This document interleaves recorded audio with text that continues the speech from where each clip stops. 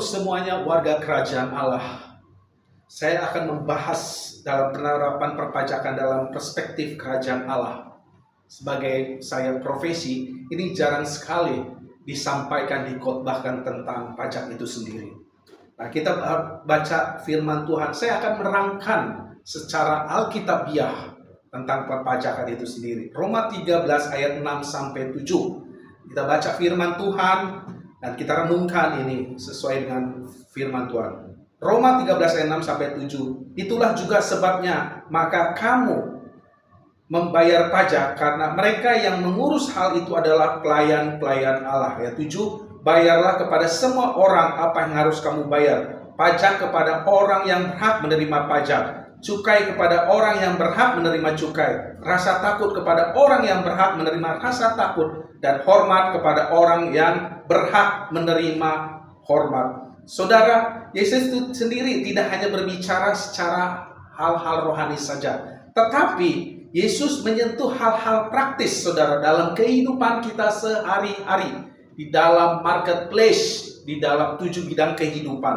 Nah, kita percaya bahwa bagaimana perspektif kerajaan Allah itu terhadap perpajakan itu sendiri.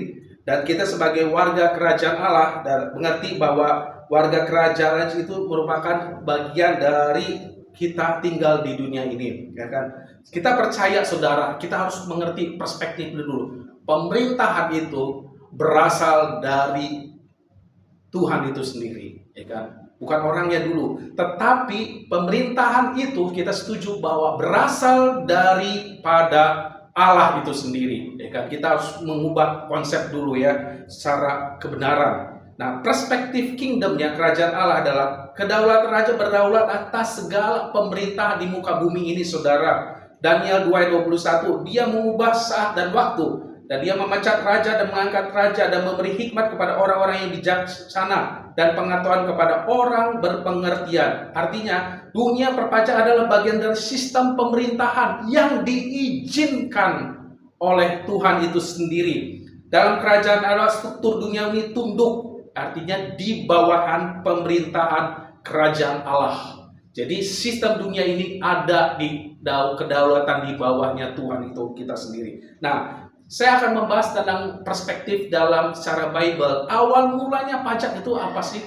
Dalam perjanjian lama, identik pajak di awal daripada zaman Abraham atau Abram yang memberikan persembahan kepada Melkisedek, saudara, di Kejadian ayat 14 ayat 20. Itulah awal mulanya 10% itu. Walaupun tidak secara eksplisit, ya kan, tentang pemerintahan itu, tetapi awal mulanya 10%. Makanya Indonesia waktu itu diberlakukan 10%. Nah, ini awalnya. Ini dasar berkembangnya menjadi sistem pajak itu sendiri. Lanjut kepada zaman raja-raja Israel, ya kan? 1 Samuel 8 ayat 15, dari gandum dan hasil kebun anggurmu akan diambilnya 1/10, dan aku diberikan kepada pegawai-pegawai istananya, kepada pegawai-pegawai yang lain. Jadi perpuluhan ada ketetapan mandat kerajaan Allah itu sendiri, saudara, terhadap pajak itu sendiri. Tujuan menopang sistem kerajaannya itu.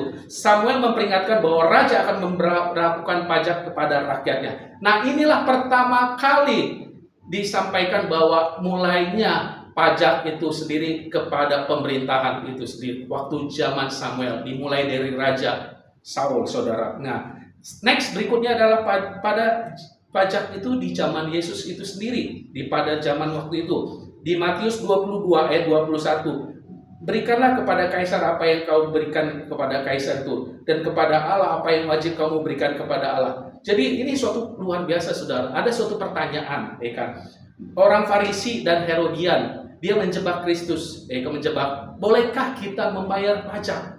Nah, ada dua hal gitu yang disampaikan orang-orang tersebut pandangannya. Kalau Yesus menyampaikan misalnya iya, berarti dia bekerja sama kepada penjajahan atau pada zaman Romawi itu sendiri. Tapi kalau dia menolak, berarti dia melawan pemerintahan Romawi tersebut. Nah, tetapi hebatnya jawaban Tuhan Yesus sendiri yang luar cerdas. Di Matius 22 ayat 21, Yesus berkata, katanya gambar dan tulisan kaisar.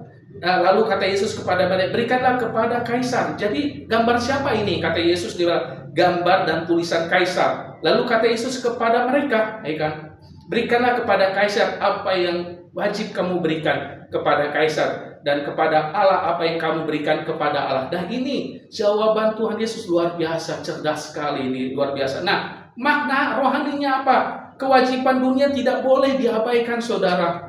Selama kita di dunia ini tidak boleh diabaikan. Kita dipanggil sebagai warga negara yang taat hukum, ya kan, pada pemerintah berasal dari Tuhan. Ada dua perspektif. Yesus menyampaikan ada keseimbangan. Yang pertama tentang diberikan kepada Tuhan, kepada pemerintah, berbicara tentang perpuluhan dan pemerintahan.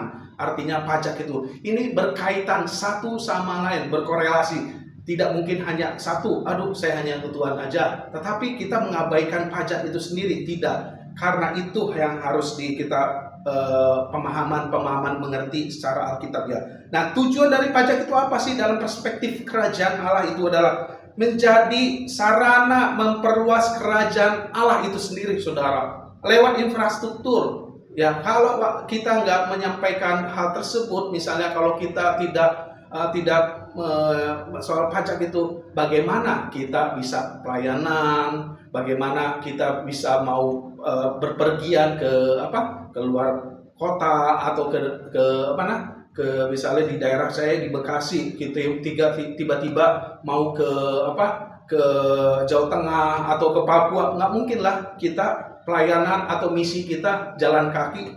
Sampai kapan itu bisa nyampai? Nggak sampai-sampai. Nah, ini untuk memperluas kerajaan Allah lewat pajak itu sendiri, ya kan? Untuk kesejahteraan infrastruktur rakyat itu sendiri. Kedua, lewat kesejahteraan bangsa itu sendiri, saudara. Itu penting, saudara, untuk memperluas kesejahteraan rakyat itu sendiri atau bangsa. Artinya kesejahteraan kota itu adalah kesejahteraan kita pula juga. Nah, misalnya dalam bidang kesehatan, dalam pendidikan dan ekonomi. Nah, itu untuk kepentingan rakyat itu sendiri, saudara. Lewat pajak itu sekitar 80-85% kebutuhannya diberikan kepada kesejahteraan rakyat itu. Dan Paulus mengajarkan bahwa pemerintah dari alat-alat itu sendiri menegakkan ketertiban dan keadilan. Dan kita yang pertama ada rasa hormat kepada otoritas yang ditetapkan Allah dan integritas kita sebagai warga kerajaan Allah. Kesaksian iman, dunia yang sering mengabaikan kejujuran, dan aplikasi kita apa sebagai orang-orang yang percaya, orang-orang sebagai warga kerajaan Allah adalah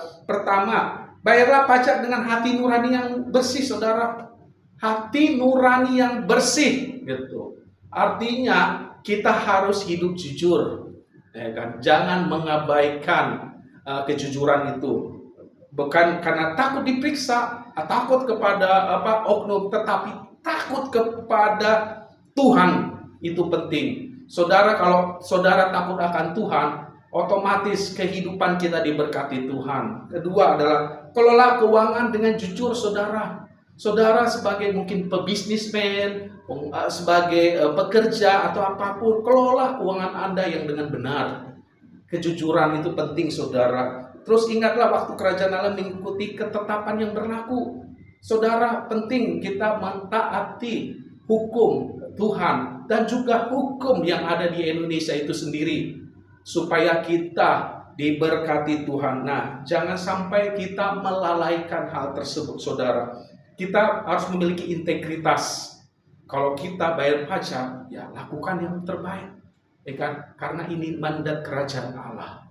Ini ketetapan yang Tuhan sampaikan kepada kita. Jangan sampai kita melalaikan, karena uang kita apapun yang terjadi, ya itu untuk semua, saudara.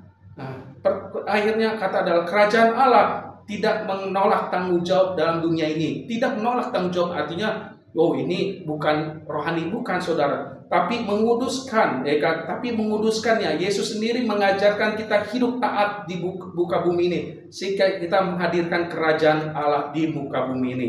Terus membayar pajak bukan sekedar kewajiban hanya kepada negara saja, saudara, tetapi bentuk ketaatan kita kepada Sang Raja itu sendiri, kepada Tuhan.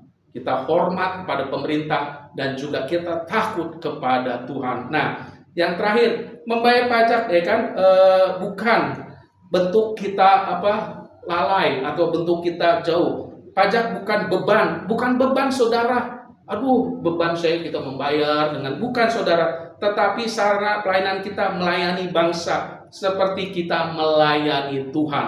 Jadi layanilah sesama saudara dan layanilah bangsa negara ini. Buktikanlah ketaatan Anda kepada Tuhan. Kita percaya biarlah kehidupan kita diberkati Tuhan. Jangan abaikan yang pertama yang Tuhan Yesus katakan soal perpuluhan, terus kita membayar pajak, itu berkaitan, itu sesuai dengan firman Tuhan supaya kita diberkati Tuhan. Artinya kita taat kepada Tuhan, yang terutama kita taat kepada pemerintahan. Kita percaya Tuhan akan selalu memberkati engkau. Tuhan Yesus memberkati. Amin, amin, haleluya.